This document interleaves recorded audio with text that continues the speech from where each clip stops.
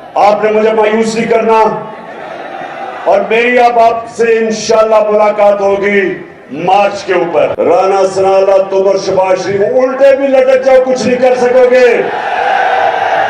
डाकू और इनके हैंडलर सुन लो, ये कौम नहीं तुम्हारी बात सुनने लगी, जो इनके साथ लगेगा।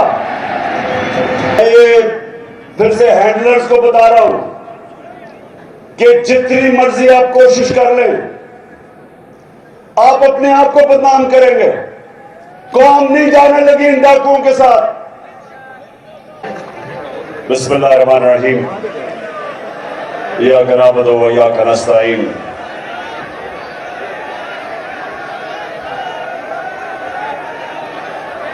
पिंडी के ओहदेदारों, आराम से बैठ जाओ, बड़ी जरूरी बात करनी है मैंने आपसे। आराम से बैठ जाओ।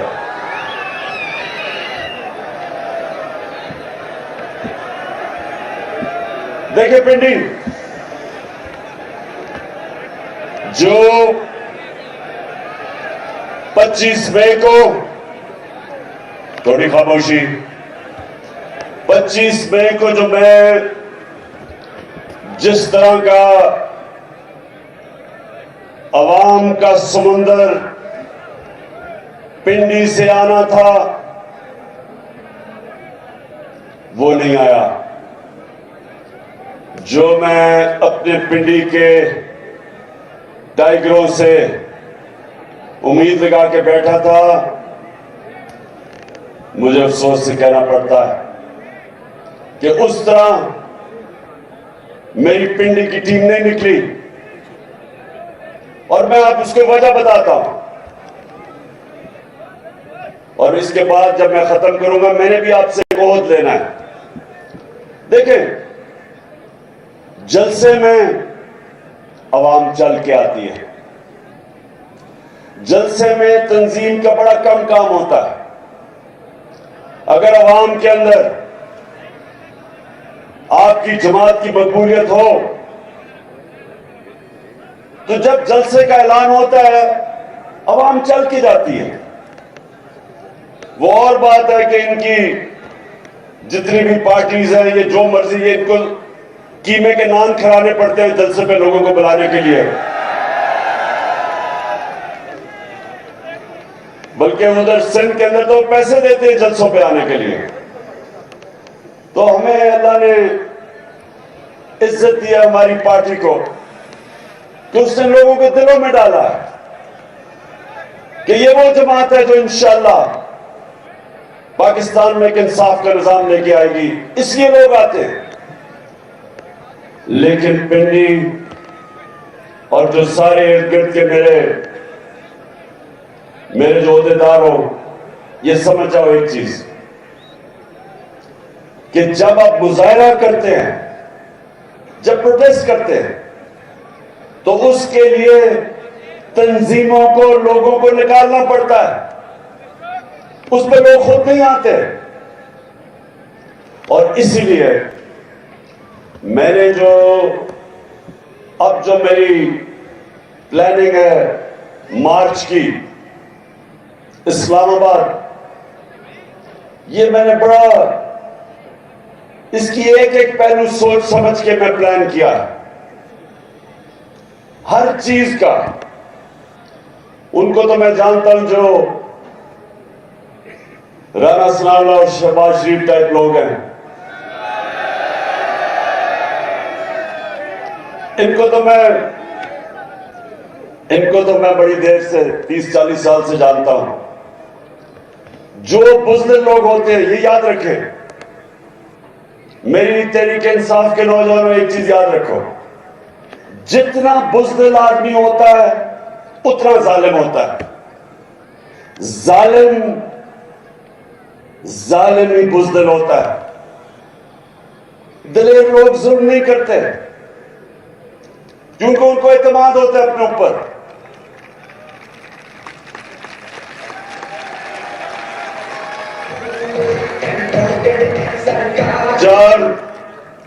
चार दफा इन्होंने मेरे खिलाफ लॉन्ग मार्चेस की। मेरे 3.5 साल में 4 दफा इन्होंने लॉन्ग मार्च की। एक दफा मरियम बीबी ने कोशिश की, वो रास्ते में कि खत्म हो गई जीटी रोड पे, क्योंकि वो इसलिए खत्म होगी कि क्योंकि कीमे के नाम ही खत्म हो गए। दूसरी मार्च काम पे डालने वाली बिलावल ने की,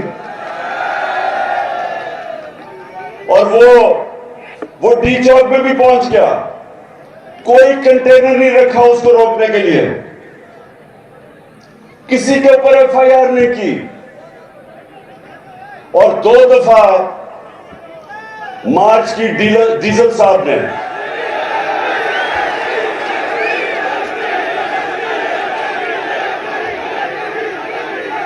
डीजल के परमिट पे पलने वाले ने 2 दफा मार्च की। पूछे, पुलिस है या पुलिस पिंडी की भी है, इस्लामाबाद की, पूछे कोई हमने उनको रोकने की कोशिश की? बल्कि मैंने तो डीजल साहब को कहा कि अगर खाने पीने की जरूरत है हम वो पहुंचा देंगे आपके पास, क्योंकि पिंडी हमें किसी से खौफ नहीं, क्योंकि अवाम हमारे साथ है, हमें किसी से डर नहीं है। लेकिन इनको हमारे से डर है। जब भी मैं मार्च का नाम लेता हूं तो काम पे टांगनी शुरू हो जाती है। अब इनको नहीं पता कि मैंने क्या करना है, और मेरी टीम को भी नहीं मैंने बताया मैंने क्या करना है,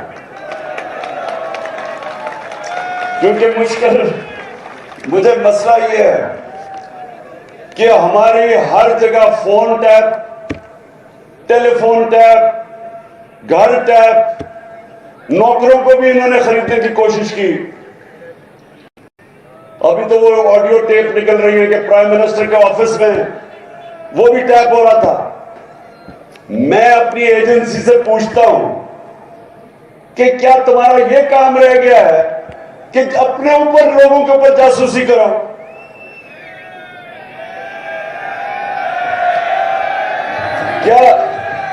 क्या आपका ये काम रह गया है कि जोड़ तोड़ करो कि किसको अब लेके आना और किसको कराना है?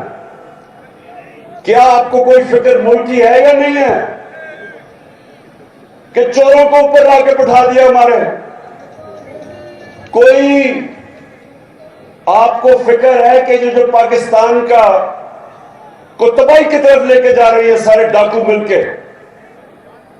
क्या ये काम रह गया कि जी टेलीफोन टैप करके पता चलाओ जरा इमरान खान क्या कह रहा है या आजम खान से क्या बात कर रहा है जब वो प्राइम मिनिस्टर था? घर के फोन टैप कर रहे हैं, लोगों को डरा धमका रहे हैं, कभी इनको पकड़ लेते हैं सोशल मीडिया को, लोगों की जी तुमने ये क्या कह दिया, लोगों को टेलीफोन कर करके धमकियां देते हैं, मीडिया के ऊपर पूरा क्रैकडाउन किया हुआ है। मैं वो ह्यूमन राइट्स वाले लोगों से पूछता हूं कि किधर छुप गए हो आप? नजर नहीं आ रहा कि पाकिस्तान में आजादी राय का गला गूंगा जा रहा है? हमारे जमाने में तो शोर मच जाता था जी ओहो इमरान खान क्या कर रहा है। एक टीवी चैनल बताओ जो हमने बंद करने की कोशिश की, बताओ किसको हमने धमकी दी?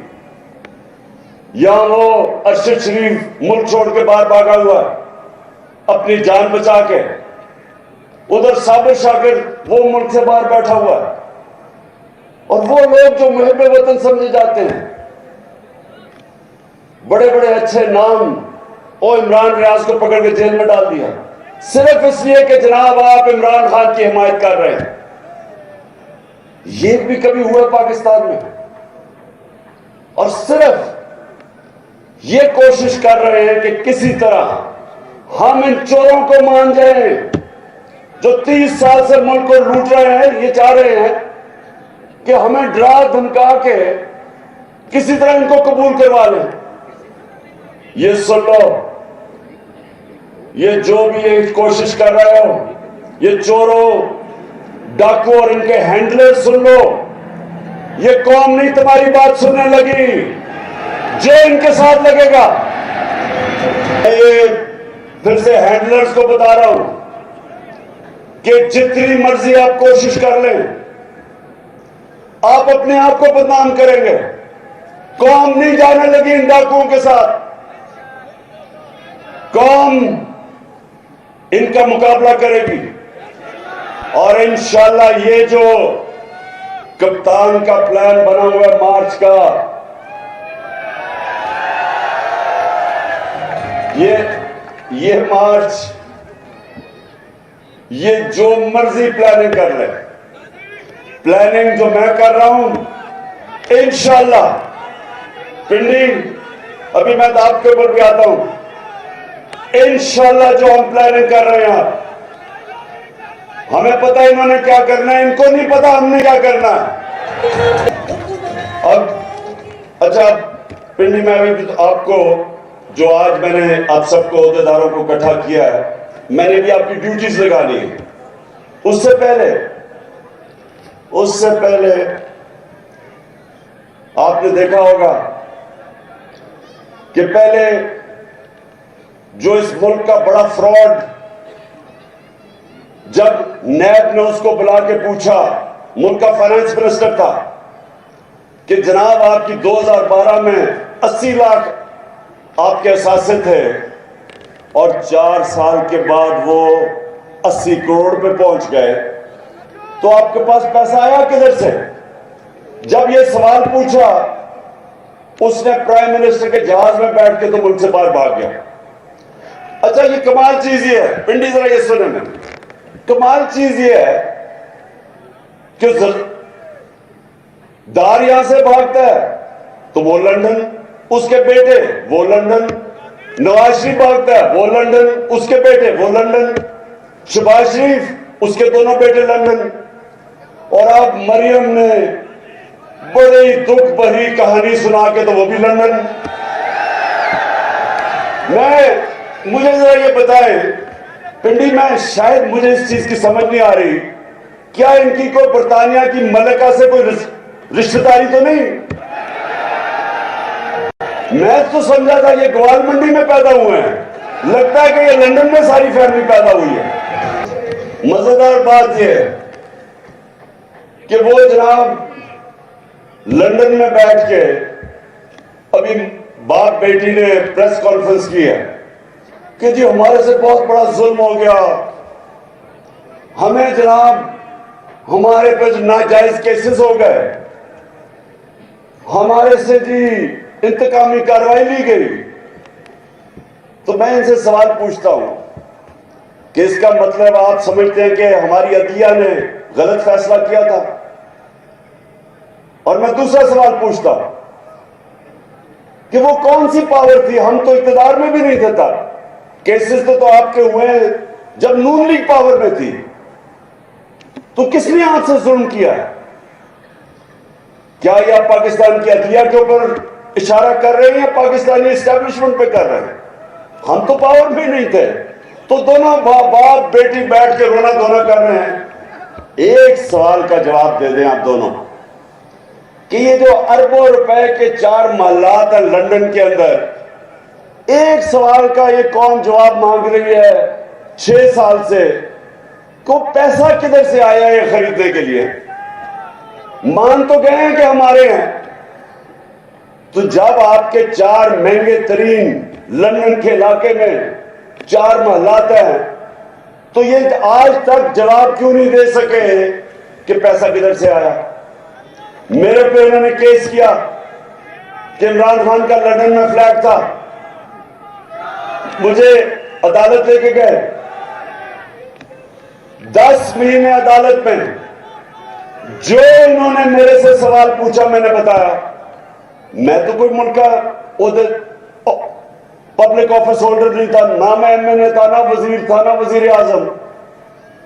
तो मेरे से जो सवाल पूछे, मैं तो क्रिकेट खेलता था, सबको पता था। जब मैंने वो फ्लैट खरीदा, मैं तो काउंटी क्रिकेट खेलता था बरतानिया में। उसके बावजूद एक एक जवाब दिया मैंने अदालत में कि किधर से मेरे पास पैसा है, खरीदा कब, बेचा कब, पाकिस्तान पैसा बैंकों के जरिए लेके आया। अगर क्रिकेटर जवाब दे सकता था तो नवाज शरीफ तो मुल्क का 3 दफा प्राइम मिनिस्टर था, ये क्यों नहीं जवाब दे सकता? अच्छा, तो आप वहां बैठ के ओहो बड़ा जुल्म हो गया तुम्हारे से, और कह रही है कि मैं बेकसूर, क्योंकि अदालत में मैं बरी होगी, मैं बेकसूर हूं। बीबी, वो तो अभी जरदारी भी बरी होने वाला है। कानून तो आपने बनाए हैं, इसमें तो किसी ने पकड़ा ही नहीं जाना। इसका मतलब आसिफ जरदारी, जिसको 2 दफा इन्होंने जेल में डाला था नवाज शरीफ ने, तब तो बड़ा करप्ट आदमी था, तो अब वो बरी होगा तो वो बेकसूर हो जाएगा। इसका मतलब गलत जेल में डाला था। बरी होना पाकिस्तान में, सुन लो पिंडी, और इसलिए मैं आपको मार्च की तैयारी क्यों करवा रहा हूं। पिंडी, इस वक्त जो इन्होंने कानून बना दिया, जो पाकिस्तान का ताकतवर डाकू होगा वो बरी हो जाएगा। वो पाकिस्तान के इंसाफ का निजाम में पकड़ा ही नहीं जा सकता। जिसको व्हाइट कॉलर क्राइम कहते हैं, इन्होंने नैब के अंदर वो तब्दीलियां कर दी हैं कि आज मैं ताकतवर हूं, मैं पैसा चोरी करूं पाकिस्तान से, हुंडी वाले से बाहर भिजवा दूं, कोई मुझे नहीं पकड़ सकता। इन्होंने कानून ही ऐसे बना दिए हैं। और कभी किसी मुल्क में नहीं हुआ कि असेंबली में बैठ के कानून बनाए जो उनको ही बचा रहे हैं। हर कानून बचाया कि इसके जो अमेंडमेंट किया नैब में, उसमें किसी में जरदारी बच रहा है, किसी में नवाज शरीफ, किसी में शायद खाकान अब्बासी, किसी में जो बाकी इनके सारे हैं। और कौन फंसेगा? सिर्फ बेचारे गरीब लोग पाकिस्तान में जेलों में जाएंगे। अब ये इन्होंने किया, और ये जो निजाम है, समझ जाओ कि अगर ये चल गया, इस मुल्क का कोई मुस्तकबिल नहीं है, आपके बच्चों का कोई मुस्तकबिल नहीं है इस निजाम में। क्योंकि मेरे नबी सल्लल्लाहु अलैहि वसल्लम ने बहुत पहले, 1500 साल पहले कह दिया था कि जो कौमें छोटे चोरों को जेल में डालती हैं और बड़े डाकुओं को नहीं पकड़ती, वो तबाह हो जाती हैं। ये मेरे नबी ने 1500 साल पहले कहा था कि जो कौमें कानून नहीं कायम कर सकती, इंसाफ नहीं कर सकती, जेल जिस कौम में सिर्फ गरीब लोगों से भरे हों और ताकतवर डाकू सारे लंदन में बैठ के याशियां करें और मुल्क में वापस आए, हुकूमत करें, लूटे और फिर बार बार जाएं, उस मुल्क का कोई मुस्तकबिल नहीं है। इसलिए मैं अपनी सारी कौम को तैयार कर रहा हूं कि ये जो अब हम मार्च करेंगे, ये इंशाल्लाह पाकिस्तान की तारीख की सबसे बड़ी, पाकिस्तान की तारीख की प्रोटेस्ट मार्च होने वाली है। ये हम अपने आईन और कानून के बीच में रहेंगे। हमारा हक है पुरअमन एहतजाज, पुरअमन एहतजाज होगा, और इंशाल्लाह ये जो इस बारी हम इस्लामाबाद की तरफ आएंगे, राना सनाला, तुम और शहबाज शरीफ उल्टे भी लटक जाओ, कुछ नहीं कर सकोगे। अच्छा, अब पिंडी, अब सब ओहदेदार हैं, अभी मैं आपसे हल्फ लूंगा, लेकिन उससे पहले मैं आपकी सारी पिंडी की क़यादत को कहना चाहता हूं कि आपने हर ओहदेदार को पैम्फलेट्स देनी है हकीकी आजादी की, और ये जो पैम्फलेट्स हैं ये आपने डोर टू डोर जाना है। आप सबने मेरे से वादा करना है कि आपने हर यूनियन काउंसिल में एक घर नहीं जो आपने नहीं छोड़ना, घरों में जाके आपने पैम्फलेट बांधनी है और आपने वहां लोगों को बताना है कि ये हम अपने मुल्क के मुस्तकबिल की पॉलिटिक्स नहीं कर रहे हैं, जहाद कर रहे हैं, मुल्क को आजाद करने की जहाद कर रहे हैं। तो आपने सबने मेरे से वादा करना है कि अब से लेके थोड़ी देर में मैं कॉल दूंगा, अब से लेकर कौम तक आपने हर रोज अपने यूनियन काउंसिल के एक घर कवर करना है, एक डोर टू डोर जाना है। और मैं अपनी ख्वातीन को भी कह रहा हूं कि आपने भी सबने पूरा प्रोग्राम बना के कोई इलाका नहीं छोड़ना आपने। और आप हैरान होंगे, लोग आपकी इंतजार कर रहे हैं, कौम तैयार बैठी है, आपकी मुंतजर है। वो चाहते हैं कि पार्टी की तंजीम उनको लीडरशिप दे और वो लीडरशिप आपने देनी है। और मैं अपने सारे एमपीज को, एमएनएस को, आपने सिर्फ और सिर्फ अब पिंडी में रहना है और आपने लीड करना सबको। लीडरशिप का काम है, मेरे एमएनएस और एमपीज, आपका काम है कि पूरा पिंडी और इसके जितने भी इलाके हैं, सारे जो यूनियन काउंसिल सब कवर करने आपने। मैं अपने ऑफिस से, चेयरमैन के ऑफिस से, मैं हर रोज मॉनिटर करूंगा कि किसकी क्या परफॉर्मेंस है। जो परफॉर्म करेगा वो इस पार्टी में ऊपर आएगा, जो परफॉर्म नहीं करेगा, जो इस बार परफॉर्म नहीं करेगा, मुझे ये ना कहना कि जी मेरे से ज्यादती होगी जब टिकट देने का वक्त आएगा। मैं फिर से कह दूं, ये पॉलिटिक्स नहीं हो रही, ये आपके मुल्क के लिए जहाज लड़ी जा रही है। और मैं सारे फिर से अपने आमिर क्यानी, आपकी ड्यूटी है, आपसे मैं हर रोज पूछूंगा कि कितना एरिया कवर किया आपने, क्योंकि वो वक्त अब बड़ा करीब है जब मैं अनाउंस करने लगा हूं। और उससे पहले मैं आपकी तैयारी पूरी देखना चाहता हूं।